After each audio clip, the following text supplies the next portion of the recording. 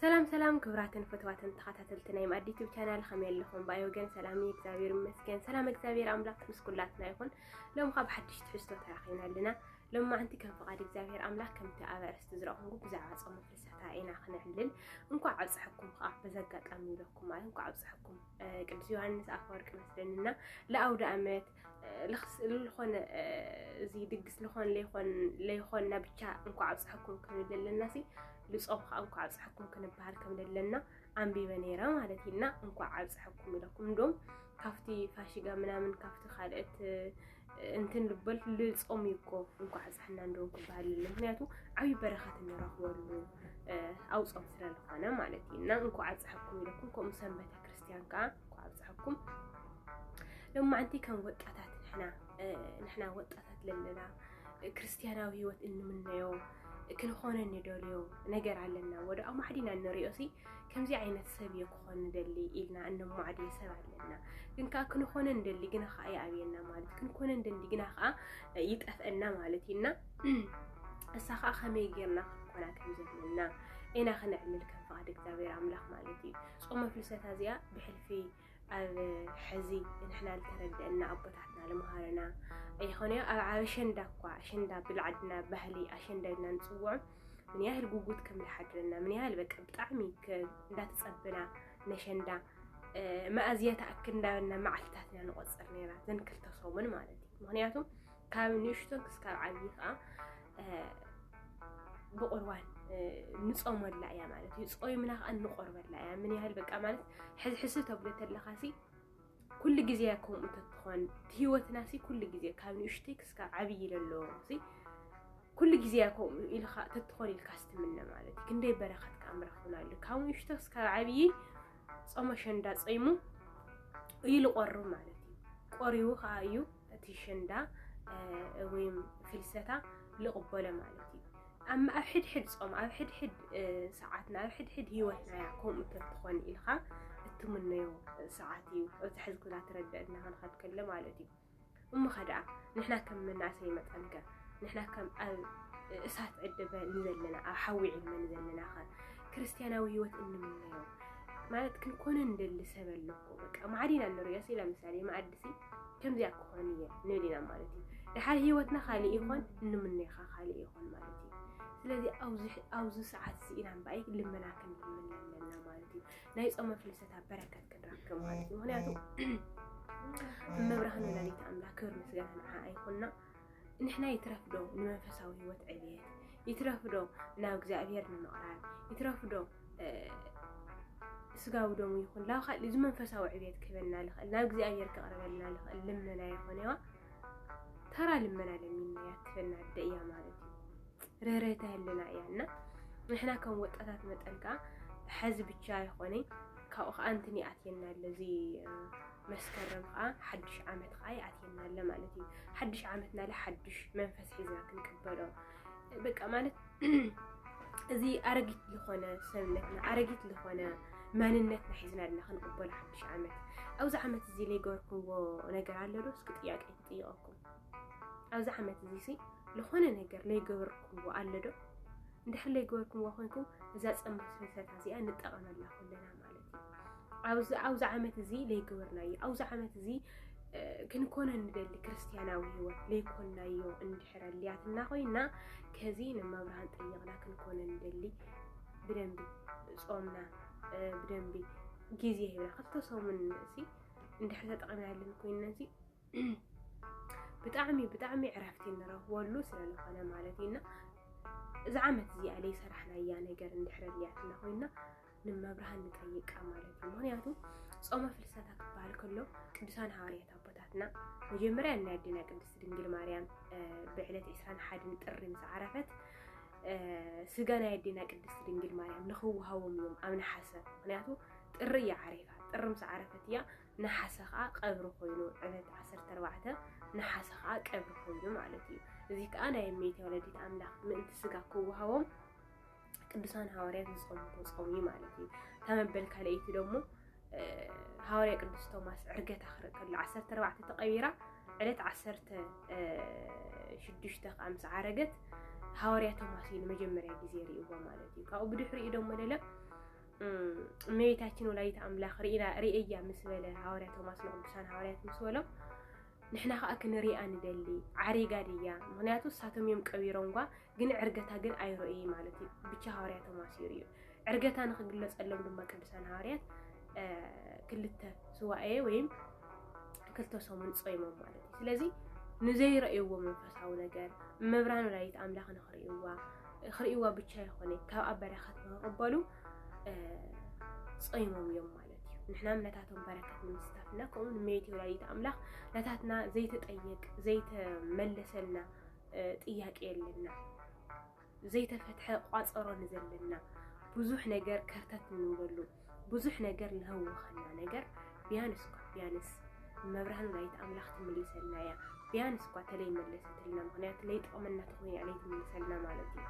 እሳ እምንቲ እያ ማለት እዩ ንሕና እኳ ንቀሪብና እያ ማለት እዩ ንድሕር ለይጠቕመና እኳ ኮይኑ እንድሕር ለይሃበትና ቢያንስ ግን ናይ ልቢ ዕረፍቲ ንረክብ ኢና ማለት እዩ ምስኡሲ ናይ ልቢ ዕረፍቲ ይወሃበና እዩ ምክንያቱ እንድሕር ካብ እግዚኣብሔር ነገር ዝተዋሃበካ ነገር ኮይኑ ኣይጨንቕ ብኣብዝሓ ግዜ ማለት እዩ እንድሕር ፍቓድ እግዚኣብሔር ኮይኑ ዝኾነ ነገር እንድሕር ጠይቕካ ወላ እኳ ተለይ ተመለሰ ማለት እዩ ናይ ልቢ ዕረፍቲ ግን ትረክብ ኢኻ ቢያንስ ትዕግስቲ ክትገብር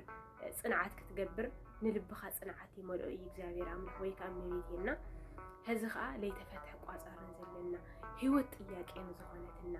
ናበይ ኢና ንኸድ ኣለና እንታይ ኢና ንገብር ኣለና በቃ ህይወትና ጥያቄን ዝኾነና እዚ ጥያቄ እዚ ንጠይቃ ንመብራህን ማለት እዩ ህይወትና ክተፀብቐልና እቲ መንገዳ ክትመርሐልና እዘን ክልተ ሰሙን እዚአን ንጠቐመለን ከም ቅዱሳን ኣቦታትና ሐዋርያት ማለት እዩ ብዙሕ ነገር በረከት ንረኽበሉ ስለለኾነ ማለት እዩ ብዙሕ ነገር ቋፀሮ ንዘለና ቋፀሮና ትፈትሐልና መንፈሳዊ ህይወትና ንዝደኸመና መንፈሳዊ ህይወት ኣይ ዝሑላት ኣይ መውቃት ንዝኾንና ክተበርትዕና መብራህን ናይ ንስሓ ህይወት ኩሉ ግዜ እንፈርሕ ንንስሓ ክተባራትዕና ኣብ መንፈሳዊ ህይወትና ኣብቲ ውሽጢ መንፈሳዊ ህይወት እንተሃለና ፈተና ብተደጋጋሚ ለውድቐና ማለት ናይ እግዚኣብሔር ክንርሕቕ ዝገብረና ተኸታታሊ ፈተና ንዘለና ማለት እዩ እዚ ሒዝና ናይ መብራህን ወላዲተ አምላኽ ንቕረብ ንፅሓፍ ፅሒፍና ንነገር ነጌርና በተለይ እግዚአብሔር አምላኽ ሲ እነሸንፈ ብክልተ ነገር እግዚአብሔር ንሽነፍ ማለት እዩ እውነት ከምዚ ክብል ከለሲ እውነት እግዚአብሔር ይህል በቃ ቀረባ ምዃኑ كل بمنتهى نشنفه مالتي حدا نوعات እግዚአብሔር አምላኽ አይخلي ማለት እዩ بنوعات تطيق ካዮ እንደም ቅዱስ ጅሮም مثلا ተለይ ተጋጌ ማለት እዩ እዚ ቅዱስ አቦሲ ካሊ መቡም ኮኒ خلي እቲ ቃል ክነግረኩም ዘለ ማለት እዩ ካብ እግዚአብሔር አምላኽ ተወ መስዋዕት ተቀርበሉ መስዋዕት እዚ ሓንቲ ዘለላ ነውዓት ኣብ ቅድሚ እግዚአብሔር አምላኽ عبايا يلبالوتي كاب مسوات تقرولو حنت زللا نوعات كنقرولو كم زلنا قدم እግዚአብሔር مالتينا مونياتو نوعاتها من تعيل فلق كاوشت اللي بقال تسبر لب سلل منጭ مالتينا እግዚአብሔር አምላኽ ተሰበረ ልቢ ክርእ ከለኻ ሱቃይ ይብል ማለት ይምልሲ ማለትና እግዚአብሔር በዚእኒና እንሸንፍ ሓንቲ ተኻልእቲ እግዚአብሔር ነሸንፍ ኸ ንስሓ ያ ማለት እዩ ንስሓ እግዚአብሔር አምላኽ እንድሕር ተነሲና ኮይና ከም ተቃልሉሎ يدوم سوي عايزكري كم دق ساعات يخون لا تصنح لتخطخنا مالتي يدوم سوي مالتي كاو هيوتنا خا اتيسو الفوتو اتيسو لدريو هيوت ننبر بس حاتيات زلاتها تصقا እግዚአብሔር ተንዝሕ ይብልና ምክንያቱ ሓጢያትና ብልተነሳናሉ ቁጽሪ እግዚአብሔር አምላኽና ልብና ልተኸፈተና ለቀረበ ስለልኾኒ ማለትና ብዘን ክልተ ዜና ንሸንፎና ናይ ጸሎት ህይወትና ድኹማት ንዝኾና ናይ ጾም ህይወትና ድኹማት ንዝኾና ማለት ሓደ መዓልቲ ጾም ሓደ መዓልቲ ለይ ምጽዋን ሓደ መዓልቲ ጽሊ ሓደ መዓልቲ ድሕሪ ክልተ ሰሙን ንምለሶ ማለት እዩ ናይ ጸሎት ጽንዓት ከበና እግዚአብሔር አምላኽ ማለት እዩ በእውነት ናይ ስጋ ሕማም ንዘሸግረና ኣሕዋትካ ናይ ስጋ ሕማም ንዘሸግረና ኣሕዋትካ ቢያንስ እግዚአብሔር አምላኽ ንስሓን ተወሲድና እታ ነብስና ትሽገር ዘላ ብኡ መጠንም ነብስና ተሐውያ ማለት እዩ ምክንያቱ ናይ ስጋ ሕማም ሓሚምና ምክንያቱ ብነብስና ለኾነ ነገር ጥፍኣት ለጥፋና እዮም ክህል ስለልኽእል እቲ ብነብስና ንስሓ ብልወሰድና ለቁጽሪ ነብስና ናብ እግዚአብሔር ብልቀርበት እቲ ናይ ስጋኻ ይሓድገናት ናይ ስጋኻ ንሓዊና ማለት ኢና ብናይ ስጋ ሕማም ከዓ ንሽገር ኣሕዋትካ ናብ መብርሃን ወላዲት ኣምላኽ ተንቀርብ እግዚአብሔር ኣይኽእልን ብዘን ክልተ ነገራት እየን ማለት ኢና ጸሎት ከዓ ከምትለኩም ለኹም ሓደ መዓልቲ ጽልይ ኣቢልና ድሕሪ ክልተ ሰሙን እንምለሶ ናይ ጽንዓት ናይ ጸሎት ጽንዓት ንኽህበና እግዚአብሔር ኣምላኽ ናይ ጾም ጽንዓት ክህበና ምጽዋት ቃል ምጽውት ማለት እዩ ምጽዋት ቃ ለማንት ምጽውት ድሕሪ ዓመት እንምለሶ ማለት እዩ እዚ ከዓ እግዚአብሔር ኣምላኽ ከጽንዓና እግዚአብሔር ኣምላኽ ናኡ ምክንያቱ ምጽዋት ናብ እግዚአብሔር ይቀርበና ማለት እዩ ከም ኣስራት ማለት እዩ ኣስራት ድሞ ለማንት ውጽእ ድሕሪ 3 ወርሒን ከዓ ሕድግ እንብሎ ማለት እዚ ከዓ እግዚአብሔር ኣምላኽ ጽንዓት ንኽህበና ማለት እዩ አውሽጥና ጣዖት ንዝኾነና ነገር አለ አውሽጥና ማለት ነው ጣዖት ንዝኾነና ማለት ኩልኩም ጣዖት ክባል ከሎ ግድ እንዳው ጣዖት ይኾነ ማለት ካብ ክንኮነ እንደሊ ግና ከዓ እምቢ ልበለና ማለት ለምሳሌ ኩልኩም ናይ ስርቅ ጣዖት ንበላ ማለት ነው ስርቂ ክንሓድጋ እንደሊ ግና ሁሉ ጊዜ ስራቅ ተብለና እዚ ጣዖት ያና አና ማለት ናይ ሓሶት ጣዖት ናይ ሓሜት ጣዖት ንዘለና ሓሜት እግዚአብሔር አምላኽና ንኸይንርኢ ዝገብረና በእውነት ዓባይ ኃጢአት يعني كلنا كبع لجميرو نهي أندبت انقفات نهي أندبت ودقات التقاطمنا يا مالتي بقولت حميت مالتي مزراق قليل لي مزراق بطعم يخبل مالتي نهي أندبت ودقات النودقا ازي እግዚአብሔር አምላኽ ናይ ዝሙት መንፈስ ንዘለና ናይ ዝሙት ኩሉ ጊዜ ንሕና ላይ ደለና ይግና ናይ ዝሙት መንፈስ ንዘለና እግዚአብሔር ካውዚ ንኸውፀና እግዚአብሔር ካውዚ ዓዘቅት እዚ ኃጢአት ወልፍ እዚ ከውፀና ናብ እግዚአብሔር ንቀርበለን ንመብርሃን ንመሕፀነለ እዚ ጥያቄና ንጥይቃለና ማለት ናይ ስጋ ዳሕራይ ምክንያቱ መጀመሪያ መንግስቱን ጽድቁን ድለይሞ ዳሕራይ ኩሉ ክውስኸልኩም ይብለና ካልእት ለለውና ሽግራት ከዓ ክውስኸልና ስለልኾኑ ማለት እና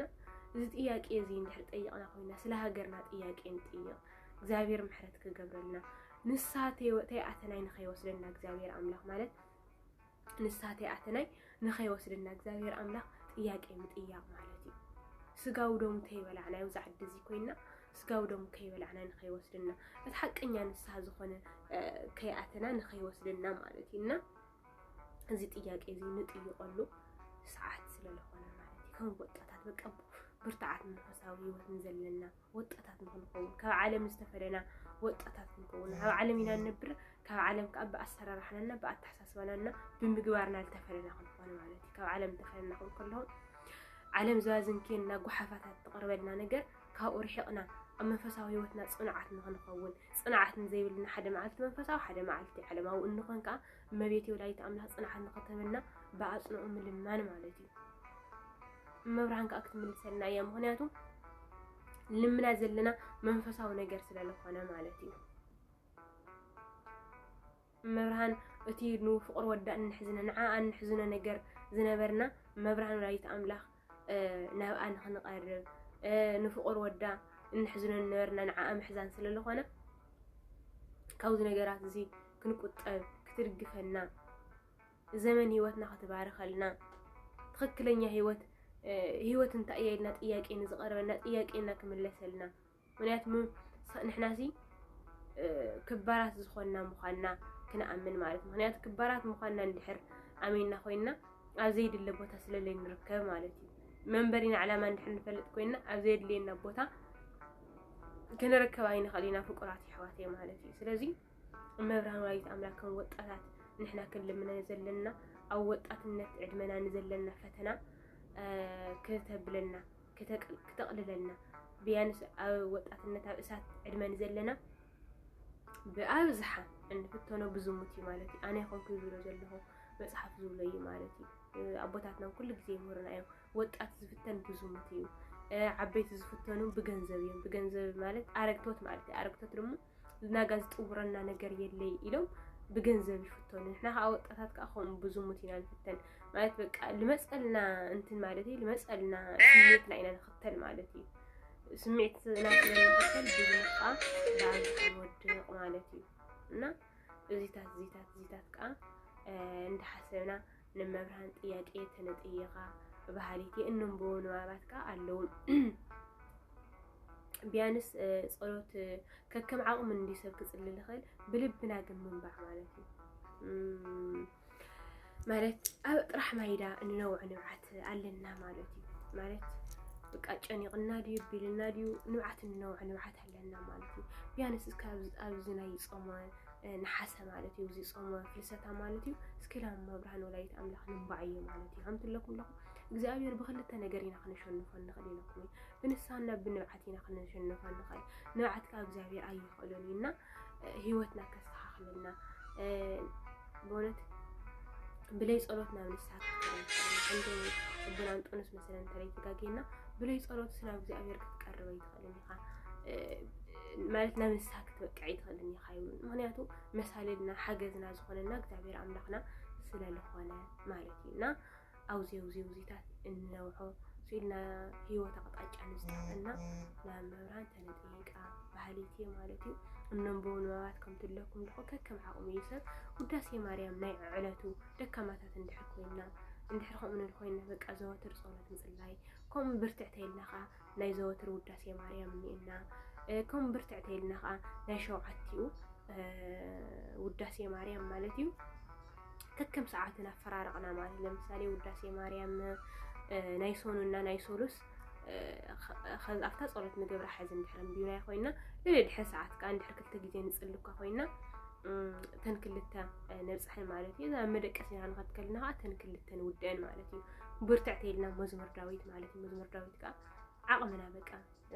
እዚኦም ናብ እግዚአብሔር ከቕርቡና ይኽእሉ ብዝተኻእለና መጠን ናብ እግዚአብሔር ኣምላኽ ንለና ተንጽብነድ ካብ ሶሻል ሚድያ ንሽተን ርሒቕና ማለት እዩ ሶሻል ሚድያ ንሽተን ንህቦ ዝነበርና ጊዜ ንጸሎት ሂብና ጥያቄና ተንጥይቕ ንምንታይ እየ መፅእ ላውዚ ተኻ ክገብር እየ እግዚአብሔርስ ኣየስታይ ዕላማ እዩ ዘለካ ኢልና ጥያቄ እዚ መኽሊትና ንዝጠፍአና ማለት በቃ ናውዚ ምድሪ እዚ ንምንታይ ንመፃና ምዃንና ጥያቄ ንዝኾነና እግዚአብሔር ኣምላኽ ኣባና ክሰርሖ ለለየ ስራሕ እንታይ እዩ ኢልና ጥያቄ ንጠይቕ ማለት እዩ እና እንድሕር ከምኡ ኢልና ከዓ እግዚአብሔር ወይ ኣየስ ክትሰርሖ ለለኻ ስራሕ እንታይ እዩ ኢልካ ጥያቄ ምጥያቕ እዩ ማለት እዩ ዓብይ ጥያቄ እዩ በእውነት እግዚአብሔር እንታይ ክገብር ኢኻ ትደልየኒ ዘለኻ ዓብይ ጥያቄ እዩ እግዚአብሔርስ ኣባና እንታይ ክገብር እዩ ይደሊ ኣሎ ብዘይ ሓደ ነገር ናብዛ ምድሪ እዚ ኣየምፅአናን እዩ ማለት እዩ ስለዚ እዚ ጥያቄ እንዳጠየቕና እዛ 12 ሰሙን እዚአን ብኸመይ ተንሕልፈን ቢያንስ በቃ ናብ እግዚአብሔር ክንቀርብ ትለለና ሕዚ እኮ ዓድለሎ ኩነታት ምናምን ብጣዕሚ እዩ ዘጨንቐካና ቢያንስ ካብዚ ጭንቀት እዚ ኳስ ክንሕለፍ ባህሊትና ኢለኩም ፍቁራት ኣሕዋተይ ብኻሊእ ትሕዝቶ ክስካዕ ንራኸብ ሰላም እግዚአብሔር ኣምላኽ ምስኩላትና ይኹን ያው ተጠቐመትኩም